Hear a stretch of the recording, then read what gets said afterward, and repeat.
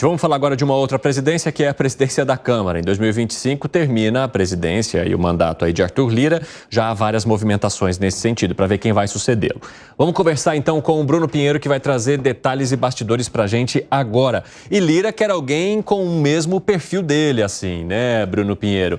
A gente tem aventado vários nomes, mas a gente sabe que muitas vezes esses nomes caem na fritura e não chegam até o final. Não atravessam a faixa ali. E o que você conta em relação a esse movimento? Bem-vindo mais uma vez. O que eu ouvi ontem em um jantar, em um churrasco, um fogo de chão, inclusive, viu, Evandro Cini, é que o lirismo vai se repetir e é necessário se repetir nos próximos anos. Isso é o que aliados do atual presidente da Câmara dos Deputados, Arthur Lira, acabaram reforçando numa conversa ou outra ontem durante esse jantar que reuniu até o ministro do STF, o ministro Gilmar Mendes, esteve lá visitando, comemorando esse aniversário do deputado Pedro Lupion, ontem à noite na representação ali da bancada do agronegócio, que automaticamente estão interessados em saber qual será o nome que vai substituir o deputado Arthur Lira na presidência da Câmara. Mas alguns aliados, Lira já tem revelado que até em agosto ele vai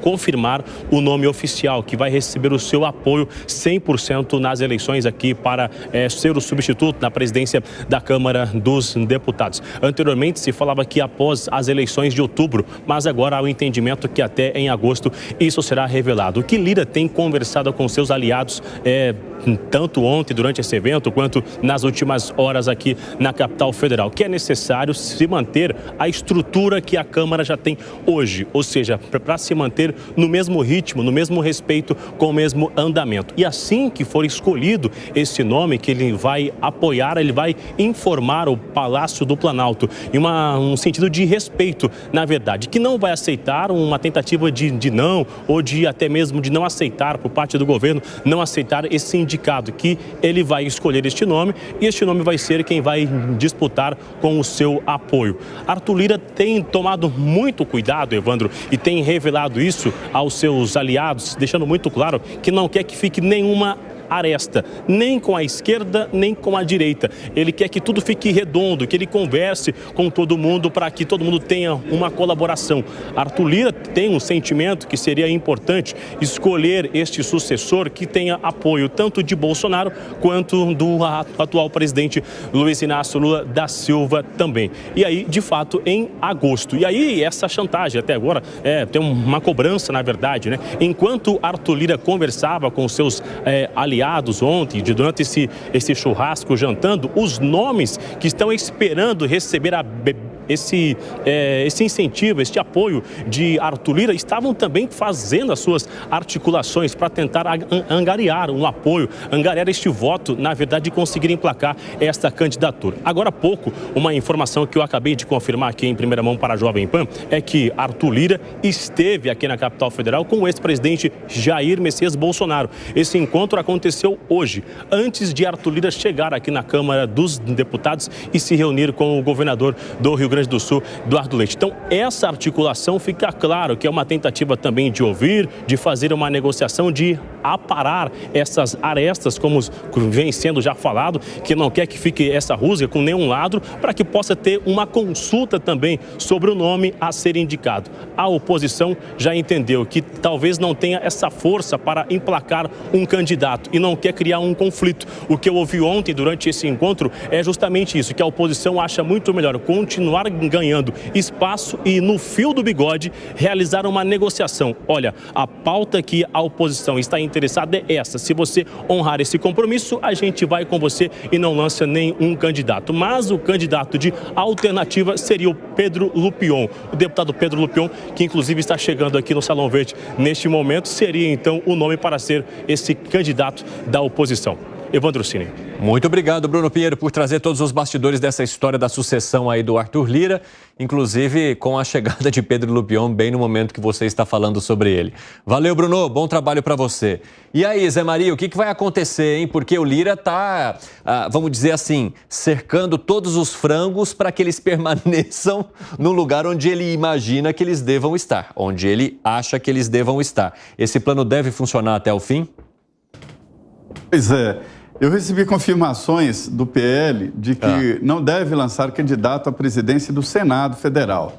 Veja que o PL errou nesta eleição, porque ao apresentar um candidato, perdeu a possibilidade de uma vice-presidência do Senado, Secretaria-Geral do Senado, que é muito importante, que é o prefeitão do Senado, presidência da Comissão de Constituição e Justiça.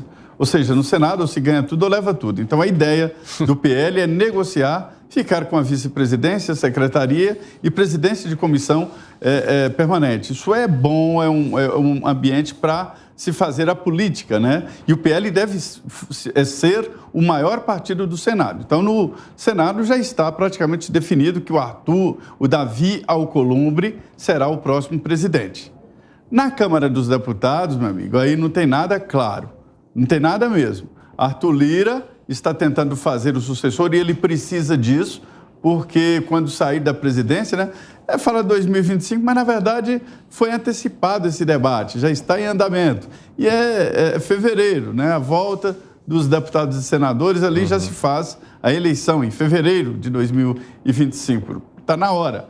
Mas na Câmara eu diria que está em aberto. A gente pode até ficar falando nomes aí, mas quem vai definir? Lira e governo. Somando Lira e governo, a eleição está garantida. E, pelo que eu sei, o governo não apresenta candidato para não perder. O governo não pode perder se disputar. Então, tem que fazer acordo, porque se perder, o governo está alinhado na Câmara. Exatamente. E aí, Piperno, o que você acha? Eu concordo com o Zé. O governo não pode se arriscar nessa, não, de querer, por exemplo, fazer o que aconteceu em 2015, quando o PT patrocinou um candidato contra o Eduardo Cunha, que era um nome que todo mundo já sabia que ia vencer. Não, é óbvio que o Lula não vai repetir esse erro da Dilma. Agora, faz muito sentido esse encontro do Lira com o presidente Bolsonaro, porque, como a gente acabou de falar aqui, um dos temas com os quais o bolsonarismo vai negociar esse apoio é a questão da anistia ao presidente. Isso tem que passar, obviamente, pela Câmara. A Câmara pode começar essa tentativa. Isso é verdade, viu, Piperno? Isso é verdade. Essa negociação é real e a proposta na mesa é essa. Todo mundo acha que é independência do Congresso, mas a anistia está entre os debates. Exatamente. E veja como que as coisas são.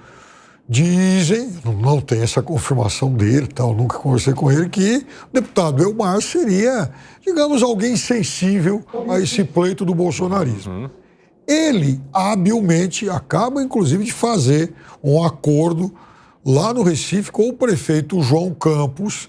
Então, ele vai apoiar a reeleição do João Campos do PSB, alguém até bem próximo ao presidente Lula, e, em troca disso, teria alguns votos do PSB na tentativa de se eleger presidente da Câmara. Elmar Nascimento, que até ficou meio irritado com a possibilidade de veto do presidente da República ao nome dele, né? Dizendo que se isso acontecesse, o União Brasil sairia do jogo ali nessa base, entre aspas, do governo. Há ainda uma divergência em relação a isso por parte de alguns parlamentares do partido, já que ele é bastante pulverizado também, mas Elmar Nascimento já dá algum recado e começa a buscar, de alguma forma, negociações com outras partes também para ter o nome fortalecido até a reta final, Piperno. Então, você vê como as peças começam a se mover agora. Então, um pedaço do PSB aqui, um apoio do bolsonarismo ali, né?